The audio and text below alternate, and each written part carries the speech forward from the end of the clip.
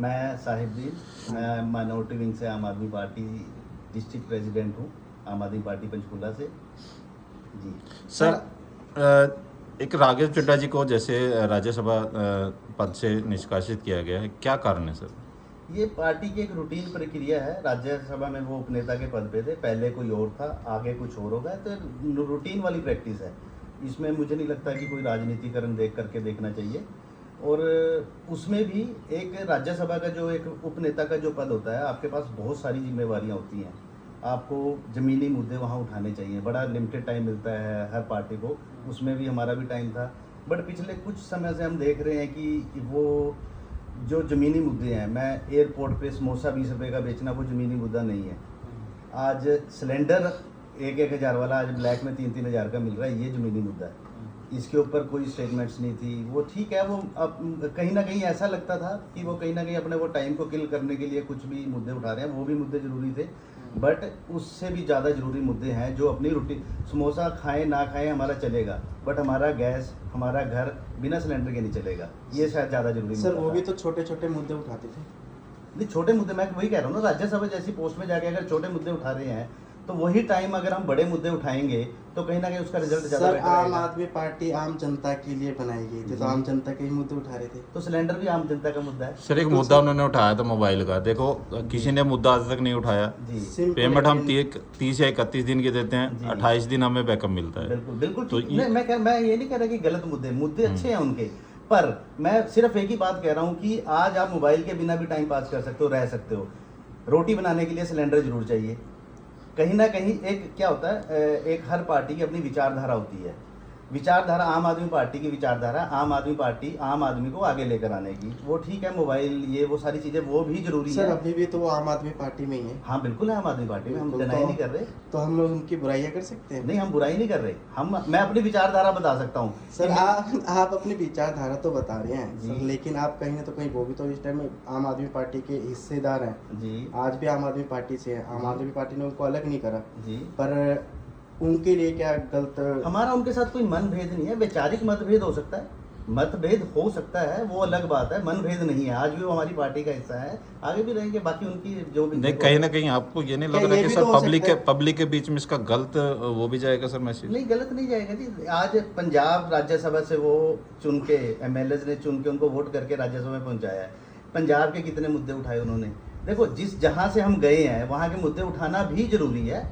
तो जो जहाँ कहीं ना कहीं वो मिस हो रहा था, जो कि चीज़ें गलत है। और कहीं ना कहीं एक चीज़ और लग रही थी, मैं बड़ा ओपनली मैं एक चीज़ बोलूँगा कि जब स्टार्टिंग में ये जो शराब घोटाले में उनका फर्स्ट एफआईआर में नाम भी था, ऑल ऑफ सडन उनका नाम हटता है, और उस दिन के बाद से वो कोई भी ऐसी स्टेटमेंट देने से बचते रहे हैं जिसमें मोदी के अगेंस्ट या बीजेपी के अगेंस्ट हो, वो बचते रहे। कहीं ना कहीं वो टाइम, हमें टाइम की यूसेज सही नहीं लग रही सर है। आपको क्या लगता क्या है लगता है कि क्यों मतलब बचते रहे? आप कह रहे हो सीधी सीधी मतलब आरोप लगा रहे हो आप कि हाँ पहले वो मुद्दे उठाते थे, लेकिन बाद में उनका जो एफआईआर में से नाम कट गया उसके बाद वो पीछे हट गए। बीजेपी का डर?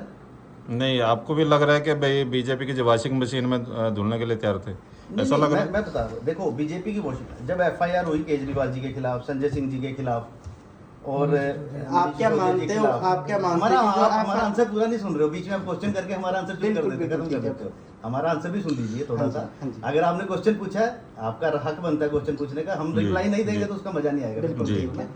तो आप वॉशिंग मशीन की बात कर रहे हो, कंप्लेंट हुई थी केजरीवाल जी के खिलाफ, मनीष सिसोदिया जी के खिलाफ, संजय सिंह जी के खिलाफ, और फर्स्ट एफआईआर में नाम था अपने चड्ढा जी का भी। पता नहीं क्या सेटिंग हुई, चड्ढा जी का नाम कट जाता है। और उस दिन के बाद से राघव जी कभी भी उन्होंने, आप मुझे आप मीडिया से हो, मीडिया बंधु हो सारे, आप बताइए उन्होंने कौन सी ऐसी स्टेटमेंट उठाई जिसमें हमने पक्ष से सवाल पूछा हो।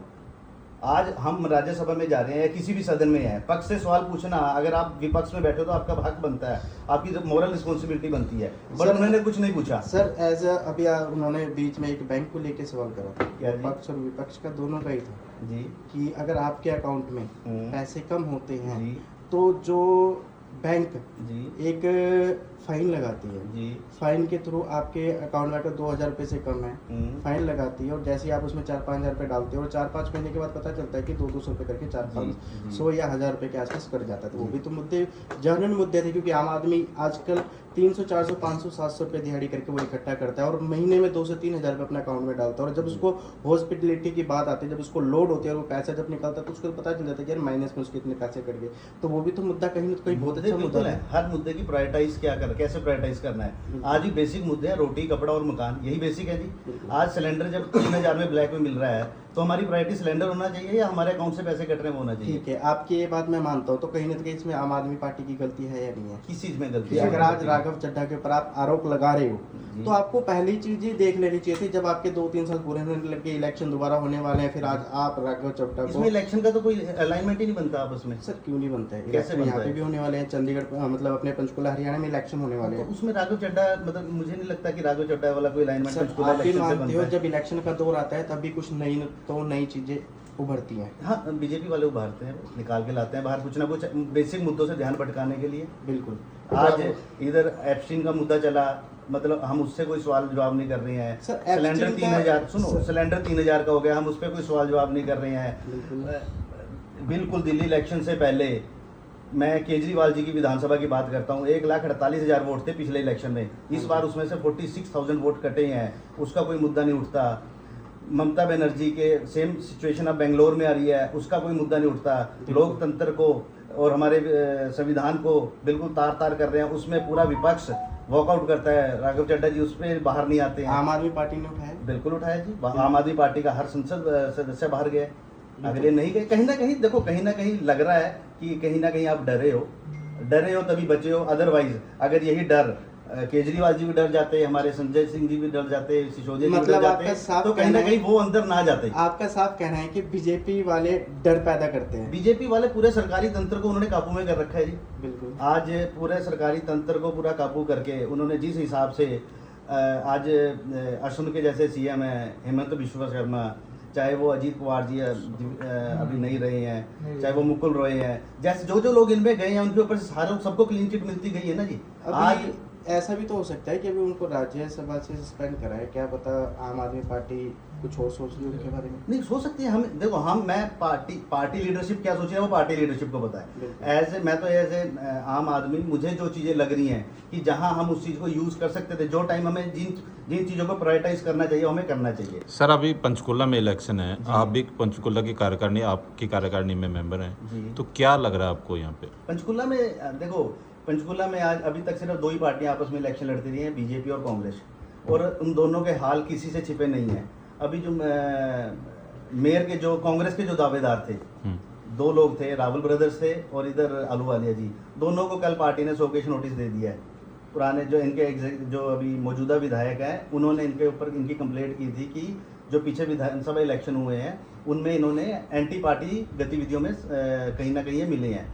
आज जो उनके जो कैंडिडेट खुद को मान रहे थे कि हम यहाँ से मेयर कैंडिडेट हैं, आज उनको शोकेस नोटिस आ गया तो वो तो दौड़ से ही बाहर हो गए हैं। तो ये कहीं ना कहीं बीजेपी और कांग्रेस वाले आपस में एक दूसरे को जिताने में लगे रहते हैं। इनको हराने के लिए पब्लिक ने इस बार मन बना लिया है कि वो अच्छे इंसान का, सच्चे इंसान का साथ देंगे। तो आम आदमी पार्टी ने क्या मन बनाया सर? आम आदमी पार्टी पूरे जोर शोर से इलेक्शन लड़ेगी, 20 के 20 वार्ड पे इलेक्शन लड़ेगी, मेयर के इलेक्शन लड़ेंगे और इस बार यहाँ सत्ता बदलाव होगा 100%। आजकल जो सिलेंडर की किल्लत चल रही है, राशन डिपो पे लाइन लगाना पड़ रहा है, सड़कें टूटी हुई है, उसके खिलाफ आपने क्या कार्रवाई करी? कुछ मुद्दे उठाए? प्रोटेस्ट कर सकते हम, एक आम आदमी का क्या हक है, हम प्रोटेस्ट कर सकते हैं, हमने प्रोटेस्ट किए हैं और हम करते रहेंगे। जैसे अपना केजरीवाल जी ने शिक्षा पर जोर दिया था जी और मेडिकल पर जोर दिया था। जी अभी जैसे आपको पता है कि हर साल जब एडमिशन होते हैं जी तो दुकानों पे किताबें इतनी महंगी हो जाती हैं, जी। स्कूल की फीसें बढ़ जाती हैं, जी। तो उस पर कोई आम आदमी ने कोई यहाँ पे कुछ ऐसा किया है कि क्योंकि किताबों का रेट तो आज भी यहाँ पे 20 या 30 पेज की जो बुक है वो तकरीबन 600-700 रुपये में वो सेल होती है, उस पर कुछ किया सर? मैं आपको इसी चीज़ पे मैं बोलूँगा कि जब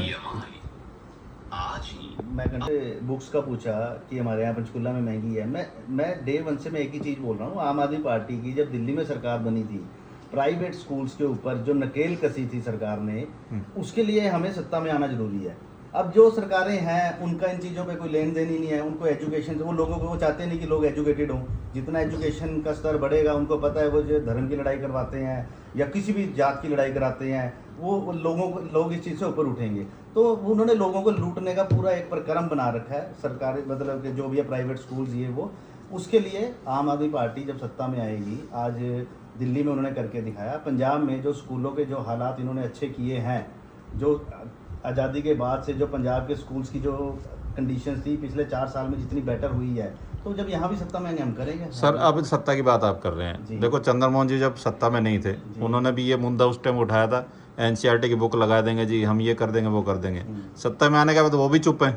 देखो ये कांग्रेस और बीजेपी तो ये बस आपस में नूरा कुश्ती खेलते हैं जी, और सबको किसी से छिपा नहीं है। हमारे तो हमें क्या होता है, प्रत्यक्ष को प्रमाण की ज़रूरत नहीं होती। हमने जहाँ सरकार बनाई है, हमने वहाँ एजुकेशन का स्तर ऊपर उठाया है, वहाँ हमने हेल्थ का स्तर ऊपर उठाया है। अभी रिसेंटली पंजाब में हमने एक 10 लाख का बीमा दिया हर परिवार को। तो कहीं ना कहीं हमारी पार्टी का जो मुख्य उद्देश्य है अच्छी शिक्षा, अच्छा स्वास्थ्य है, हम उस पर बिल्कुल काम कर रहे हैं और करते रहेंगे। सर बात करें पंचकुला की, पंचकुला में भूख हड़ताल की कॉल की जाती है आम आदमी पार्टी से, लेकिन जब जाके देखते हैं वहाँ पे मीडिया वाले तो कोई नहीं मिलता। आम आदमी पार्टी की कॉल नहीं थी, मैं पार्टी का एक मुख्य हिस्सा हूँ, मैं जिला अध्यक्ष हूँ, मैं माइनॉरिटी विंग से।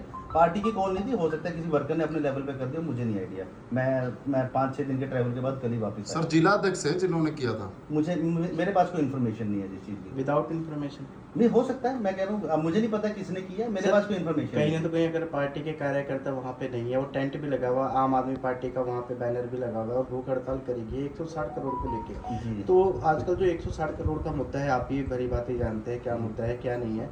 लेकिन सबसे बड़ी बात, अगर एक टेंट लगा के आम आदमी पार्टी का बैनर लगा के और आपको ही नहीं पता चलता है कि ऐसा कोई धरना प्रदर्शन चल रहा है और वहाँ पे आम आदमी पार्टी का कोई सदस्य मौजूद नहीं है, तो ये आम आदमी पार्टी के ऊपर क्या नजरिया जाता है लोगों का? मैं बताता हूँ। देखो किसी कार्यकर्ता ने, मुझे नहीं पता किसने कॉल करा, मुझे ये भी नहीं पता। मैं एक्चुअली मैंने पहले बताया, मैं 5-6 दिन के ट्रैवल के बाद कल ही वापस आया हूँ। अगर कॉल होती, हमें कॉल्स भी आती है, मैसेजेस भी आता है, और मुझे नहीं पता किस सदस्य ने हमारे ने ये प्रोटेस्ट या जो भी भूख हड़ताल अरेंज की। हम पार्टी लाइन में कुछ नहीं है, इसमें पार्टी लाइन से नहीं था कुछ भी। ठीक। चैनल को लाइक शेयर एंड सब्सक्राइब जरूर करें, कमेंट जरूर करें। तब तक के लिए नमस्कार, जय हिंद, जय भारत।